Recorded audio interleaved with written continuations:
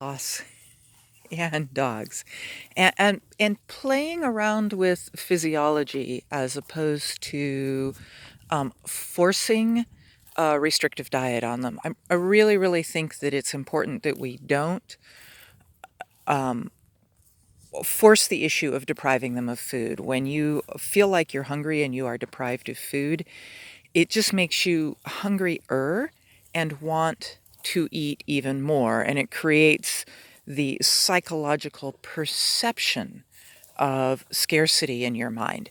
So here we have little Freckles. Freckles, come here, sweetie. Come on, pumpkin. Come on. Yay, good girl.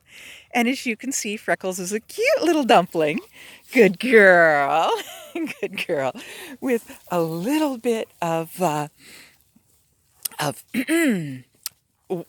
winterized fat, shall we say, built like a little bit like a walrus. She's got some health issues. We are definitely working on those. One of those is low thyroid, and we've had her on thyroid meds for a while. She tends to think that she's really starving. So, along with some of the methods that we have used, like feeding high value items first, what I did today is after breakfast, I went ahead and when she was asking for more food, I and I knew that she had eaten enough physiologically because the rest of the dogs said that they were pretty much done with breakfast, and you can see that they self-regulate just fine. Now I do think there's still some medical issues, and we've got a vet appointment today.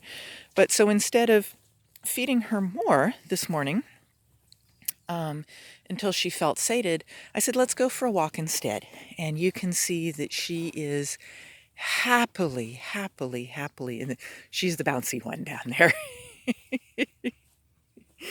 happily enjoying her walkies, and she is not pestering me for more food.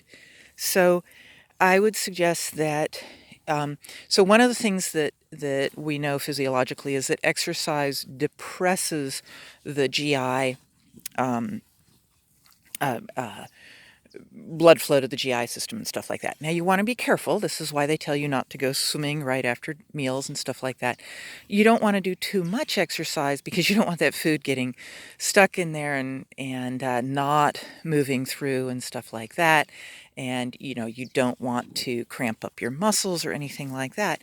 But a little bit of low intensity exercise after a meal, just getting out and doing a little bit of walking, will help to curb your appetite.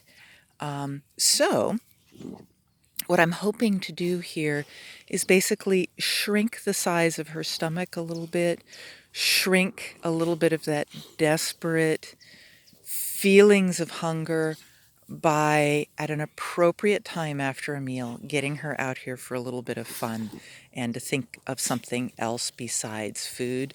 Now, I'm not going to starve her. I am not going to withhold food from her, but I'm going to offer her an alternative suggestion towards the end of the meal, and if she takes me up on it, we'll come out here. If she doesn't, if she says, no, I'm really hungry, and I don't want to go out for a walk because I really need some more to eat, I'll go ahead and feed her more.